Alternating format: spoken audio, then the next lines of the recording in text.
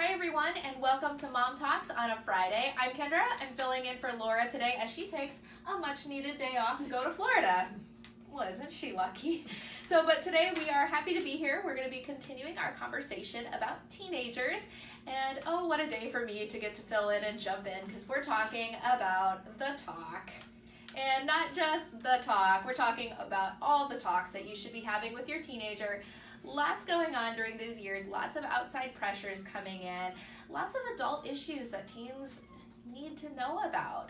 And so I'm joined with Dr. Sarah Garwood, happy to have her along with me, and we're going to be talking about ways you as a parent can get prepared for these talks, ways to talk to your children, and just getting ready for the questions they're going to have. I've always heard that, you are your child's biggest role models, and so providing good information.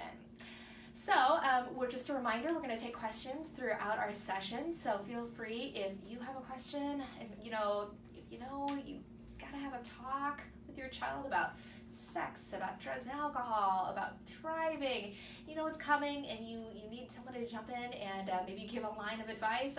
That's what we're here for, and so we are ready to get going. So let's start with the big ones. Let's just go with it. Okay. Why are these talks, just in general, why is it important to be talking to your teenager about important, sometimes uncomfortable topics?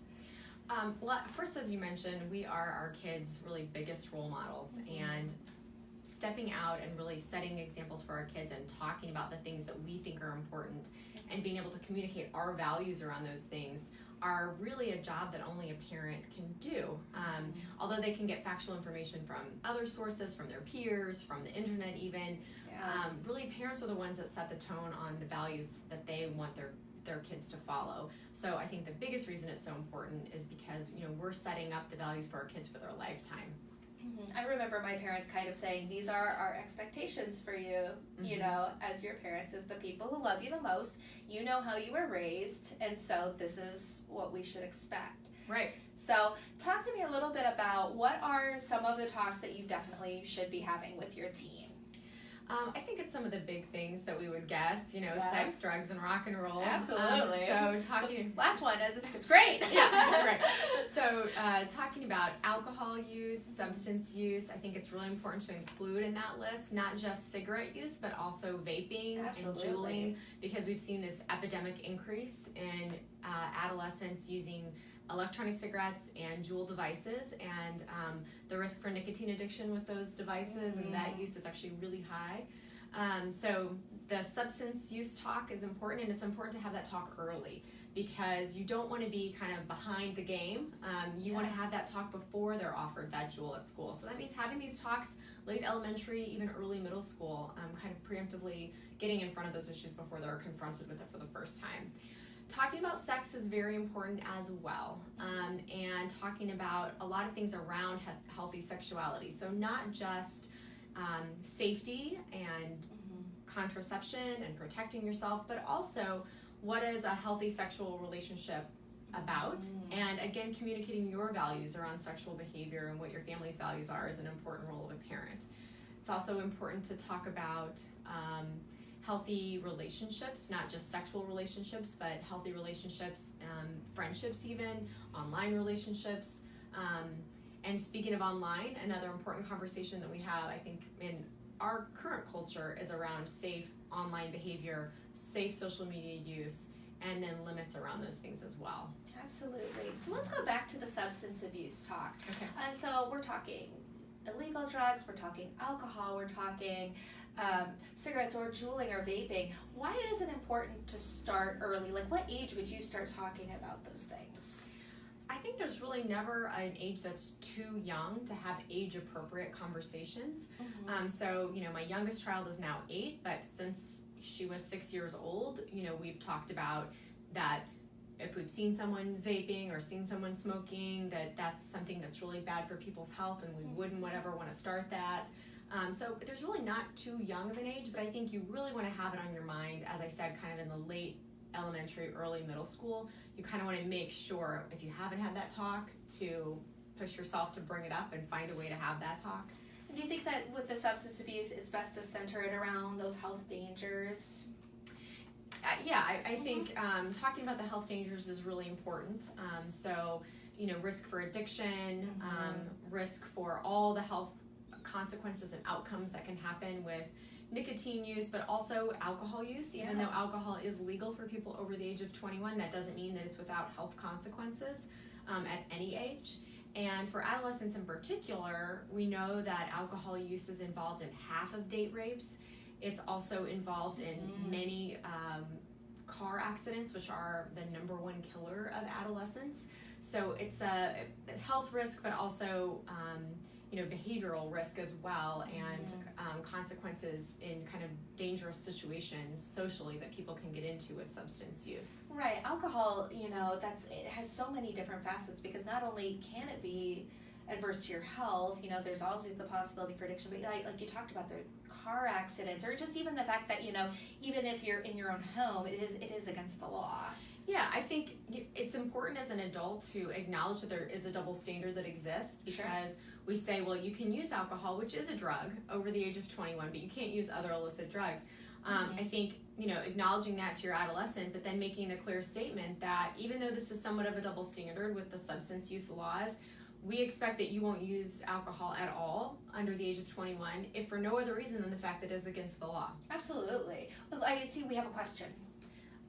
Our question is, what do I say to my teen who is talking about their friends doing drugs or alcohol? Yeah, I was actually going to ask that. We were talking beforehand that I said, when I was in high school, I noticed that it wasn't the bad kids who were drinking. It was the kids that were college bound and were in all the extracurriculars and made great grades. And, we were doing the right things. We were the good kids. So, I mean, it's more common than you think that your child is going to be presented with that situation. So I think, step one is really talking with your child about what do they think about it. How do they feel about it? What's their opinion on the fact that their friends are using substances? Do they think that this is something harmful? Not. So you can start to engage them in a conversation, and that they can feel open with talking to you about it. One of the biggest things we want to do as a parent of a teenager is what we call be askable, meaning that your teen will feel comfortable coming to you when they have questions, and that they won't feel shamed or judged or shut down immediately. So I think it's excellent that your child actually is talking to you about that, and you want to keep that open dialogue going. So asking them how they feel about it, what they think, and then helping them either stay on the path of avoiding substance use, if that's the path that they're on, and really praise them for that behavior. Or if they are experimenting themselves, tell them that you're there for them, that this is not the behavior that you would expect, and that you don't support them doing that, but that you want to help them stop doing it and resist those situations when their friends are in those situations. Again, highlighting the risks without trying to use scare tactics exactly. You want to highlight the very real risks, that the number one killer of adolescents is accidents, and most of those accidents involve alcohol. So if they're in those situations, reinforcing safety, a safe way home, that you'll pick them up, that they can call a ride, and helping them negotiate those kind of complicated peer situations like that. I think those are some of the things you can talk about, but that is a real problem. Absolutely. I remember my parents saying to me, if you get in a situation, call, we'll come get you.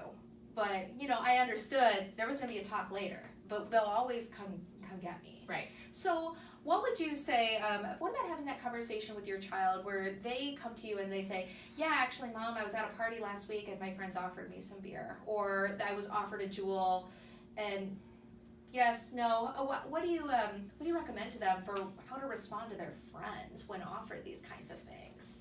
Right. I mean, I think talk about how did it go, what did they do. There's not one perfect answer. You can help them even come up with some strategies or some role plays with how to get out of those situations. So, how do you kind of remain in your social group, but yet not necessarily be engaging in those same things? That's always a challenge for teens. Oh yeah, you don't want to be the stick in the mud, the uncool one. So you have to, and I think as parents we have to acknowledge, how do we help them save face and get through those situations, because that's our goal, right? Well, so you can kind of talk with them, like, well, what do you think would work? well, how can you kind of get out of that situation and still save face and still hang out with these friends if you want to, while never getting in a car with them if someone's been using Right. Oh my goodness. But how do you save face otherwise? That's a good question. So, can you make a joke out of it? Can you just ignore it and blow it off and move on? What are some other things that you can try doing, and kind of go through some of those with them and help them think through how they want to handle it. Okay, so let's move on and let's talk about the sex talk. Right. So I think that one thing is just, that the sex talk or the conversation about sex and private parts starts very early. Absolutely, and I think the first thing we should also modify, it's not the talk, it's the multiple talks. There right? we go. it's a lot of little talks. So I think you can kind of help break down some of that stress and anxiety by first just, agreeing with yourself that you're not going to face this as one giant talk. You're going to actually break this into smaller, more frequent, kind of smaller conversations. You want to start talking about healthy sexuality and even and privacy, as you mentioned, even at a young age. So using correct terms for body parts, you can start at a young age doing that. Talking about privacy and safe touch, unsafe touch. You can start that at a young age as well. As they get a little older, again, kind of talking about healthy relationships, talking about the concept of consent. Is another important piece of this. So, with young adolescents, understanding what does consent really mean, and when is someone giving their consent or not giving their consent, and making sure everyone is clear about that. And then you do want to talk about, your values around sexual behavior. Encouraging abstinence is always a good thing to decrease risk of infection or pregnancy. If someone is not abstinent, if they've become sexually active already, you want to you want to encourage them to decrease the number of partners. Again, as a health risk issue, to decreasing partners decreases your risk of infections. You want them to be empowered, though, with how to protect themselves and how to be responsible. I think the biggest message you're trying to get across with sexual behavior is being responsible. So what that means is being prepared if they decide to become sexually active. So, what is a condom? How do you use it? How do you get a condom? To prevent sexually transmitted infections, or most sexually transmitted infections, at least decrease risk of them. And then pregnancy prevention as well. And both of those things are important, so that if someone is using contraception, that doesn't mean they're protected from infection, and making sure that they understand that as well. Those are some of the biggest things I think I would probably cover. So I know that since we were saying that these series of talks begins younger, with correct body parts and things of that nature. How about whenever a child is getting 12, 13, maybe for girls it's starting their period, for boys it may be starting to go through puberty. How do you have a discussion about sex and sexual behavior without information overload and scaring them, and yet giving them the information they need? Yeah, I think multiple small talks can be helpful, as I said. Finding small opportunities to bring in some information. It's really important for young women to be prepared for the first period, to not feel like that's a scary subject. Some girls have much more anxiety about that than others. So, kind of gradually bringing that up to them, talking about, that we would expect that this is going to start, here are the types of products. I used to take my daughter, when we were just walking in Target, I would just, purposely go down the aisle where all the products are, and just say like, hey, we're going to be getting these sometime soon. And then eventually I just bought some and put them on her bed, and, before she even started her first period. So kind of desensitizing to the fact that it's going to be coming. And it happens, and right. it's It's very natural normal. And reassuring them that they're normal. For young adolescents, probably the primary anxiety that a young adolescent has is that they're normal and that they're like their peers. So providing a lot of reassurance about the fact that these are normal parts of development, and that you are normal and this is okay is really important. And it's okay to be uncomfortable, and as you get used to everything. So yeah. So I think one question parents of teenagers have is kind of walking the line, providing teens with their education and possibly the resources, or teaching them about making smart decisions, but kind of walking the line of being like, I'd rather you weren't crazy sexually active, but if you're going to be, this is how I'd have you do it. Because I think some parents kind of struggle with, I don't necessarily want my teen having sex, but maybe it's happening. How do I Right. walk that line? Yeah, I mean, I think that is the line that you walk as a parent, right? Sure. You're setting high expectations, but you are also encouraging open communication and always reassuring them of your unconditional love and support, so that no matter what behaviors or decisions they are making, that you love and support them, and that you're there for them, and that you're there to help them. And that goes for if you find out they're using substances as well, and that you're there to help them, and that, gosh, I wish you weren't doing that.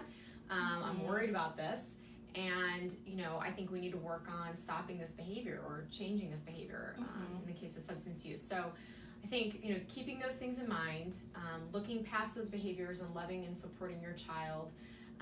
But they need to be empowered with information. Absolutely. Because as emerging adolescents, they're going to be making these decisions, and you can give them, all the information that you can so that they make better decisions.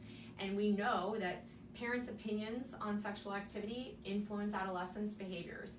And just talking to your teens about sex helps delay the age of first intercourse. And that helps with all the health risks that come from becoming sexually active. So it's really important parents talk about it. It doesn't have to be perfect. These talks don't have to be perfect. It's more important that you do it than that you do it perfectly. And that actually has real impacts on kids, and it does help them delay onset of behavior. Well, I think that parents would agree they'd rather their child hear it from me, mom, versus hearing it from their friends or other kids at school or TV or the internet. Right. So speaking of the internet, because I think that social media use is, just something that's really cropped up in the last 20 years that is such a big issue for families and teens nowadays. So how do you talk to your kids about being safe online? This is a tough one. Yeah, I have to sure say it is. I think this is really emerging and has kind of taken us a little bit aback in terms of now we're trying to catch up with education for parents about how to manage social media, how to manage screens in general. So I think, a couple of things to think about. One is that there should be clear boundaries around screen use for teens. So what I see frequently with my patients is really unmonitored screen use with no clear boundaries. And this is for, all backgrounds, all socioeconomic groups. This is really kind of across the board that there are kind of lack of boundaries in screen time and social media use. And this leads to a lot of problems for kids, because what that leads to then is often poor sleep, and then poor sleep leading to mood problems.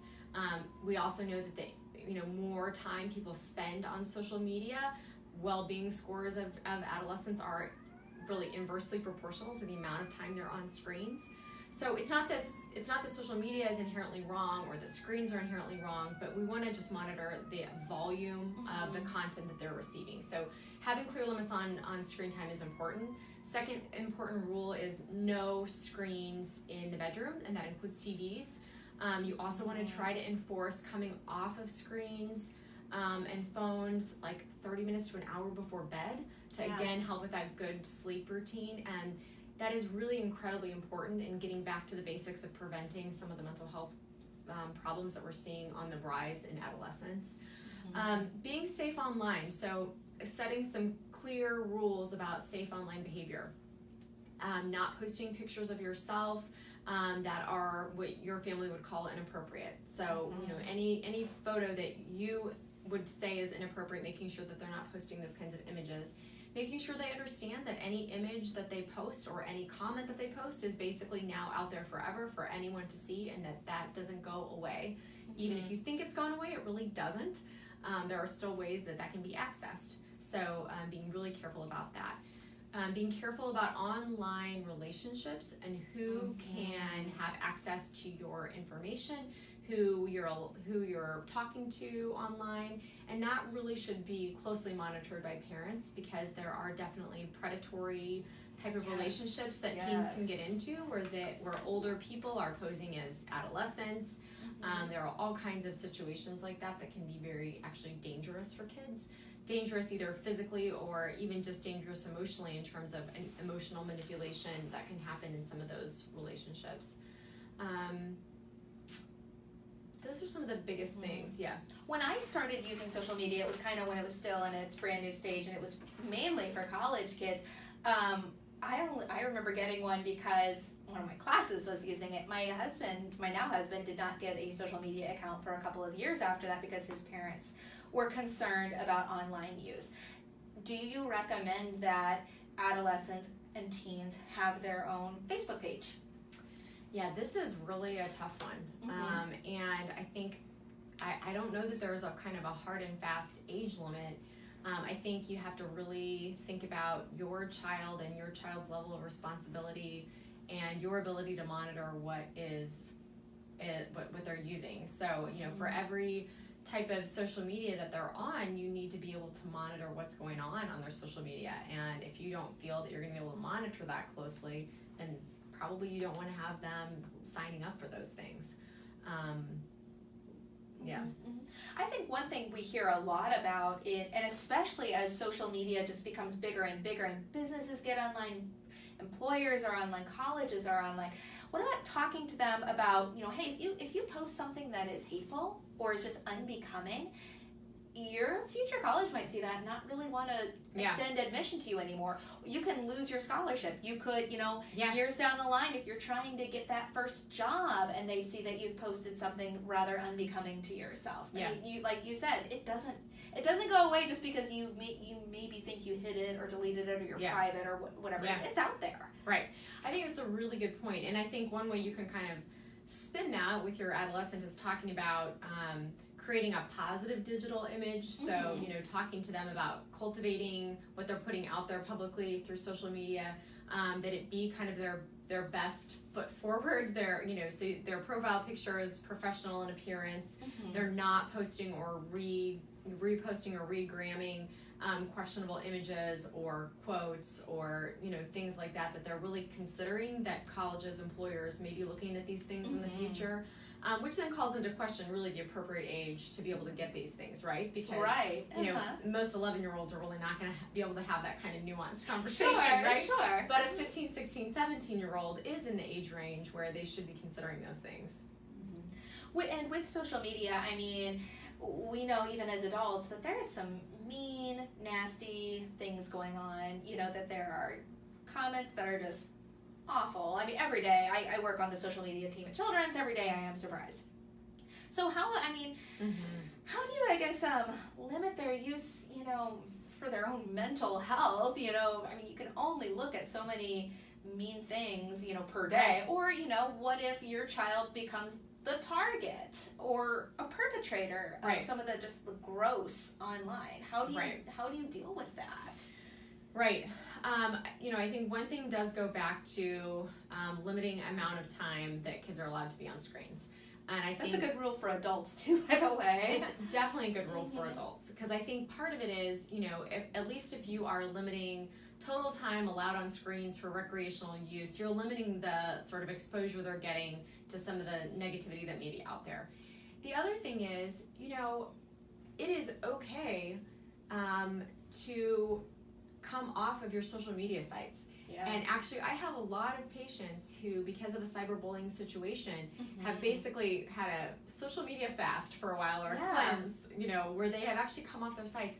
And what's remarkable is how much better they feel. So Absolutely. What they have said, like they've had to come off because of a cyberbullying situation, but then what they say is 2 weeks into it, they are amazed how much better they feel mentally and emotionally.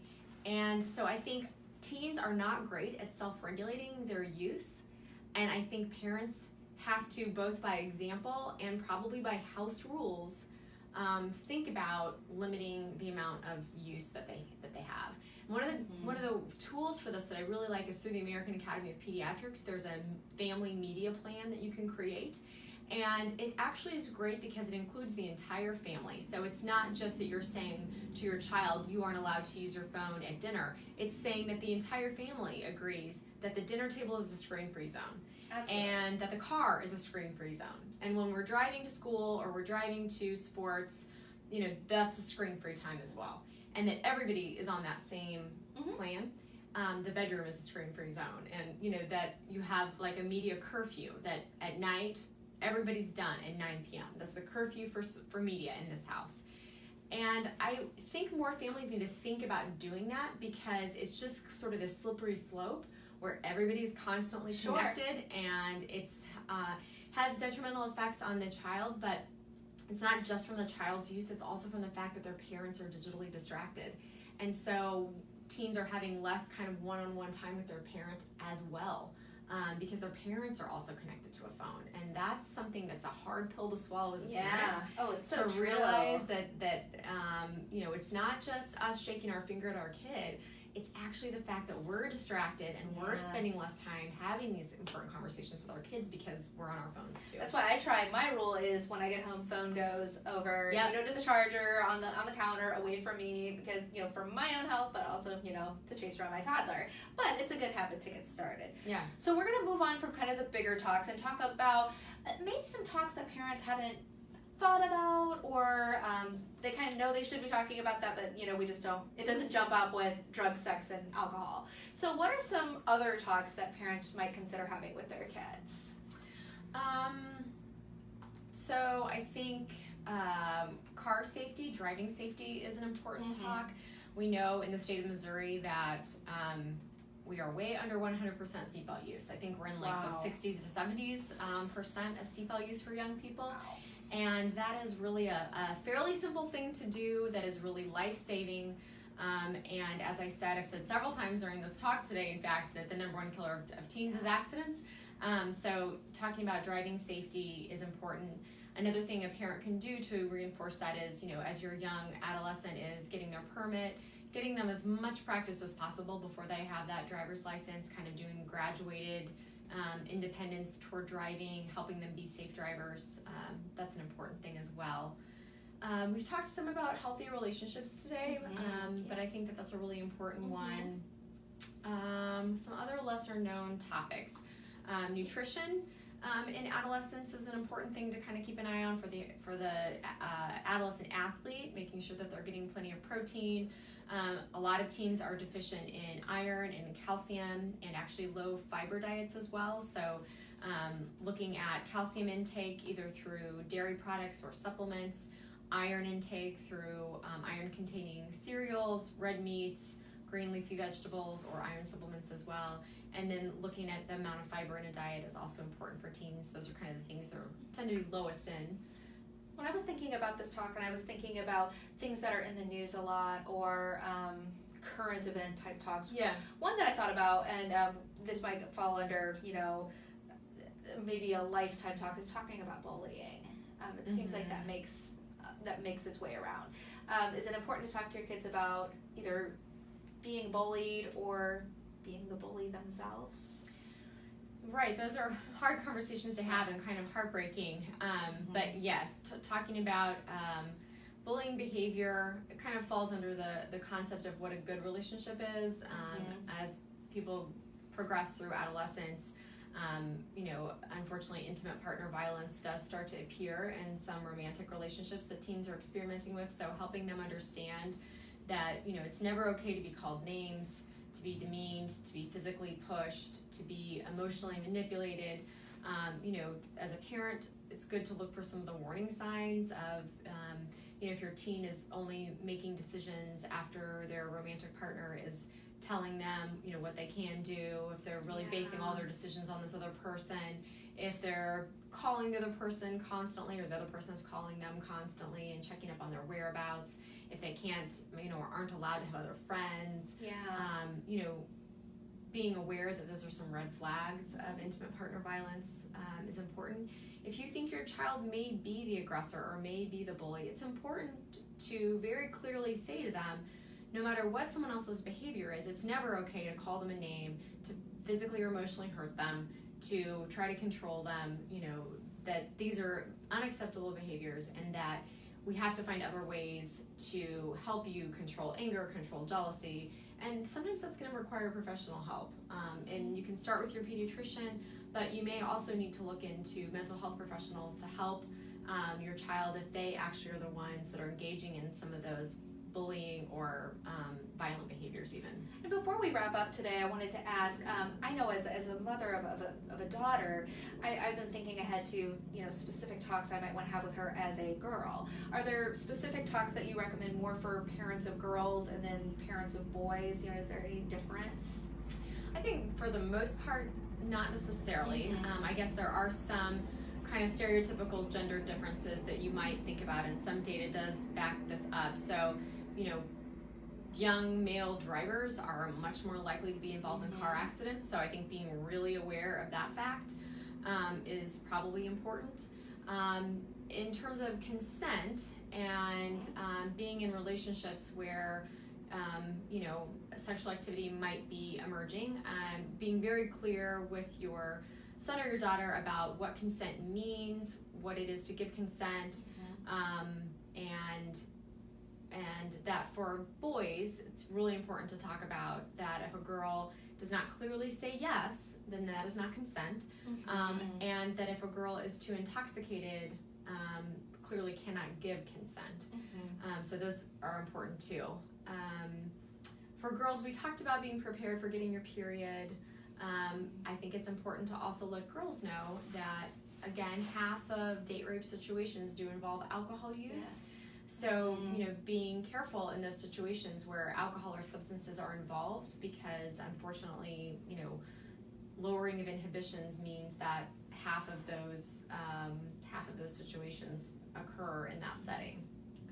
Dr. Garwood, thank you for your time today. Thank you. Lots of good information today.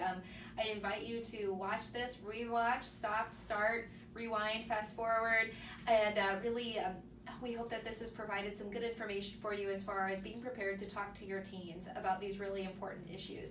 We're going to go ahead and wrap up this episode of Mom Talks. Laura will be back with you next week for, I believe, what is our final episode in the teen series, and we'll be this will definitely be one that you parents of adolescent girls, you'll definitely want to tune into. Till then, that will be next Friday at 11 o'clock right here on Facebook Live. Have a great day.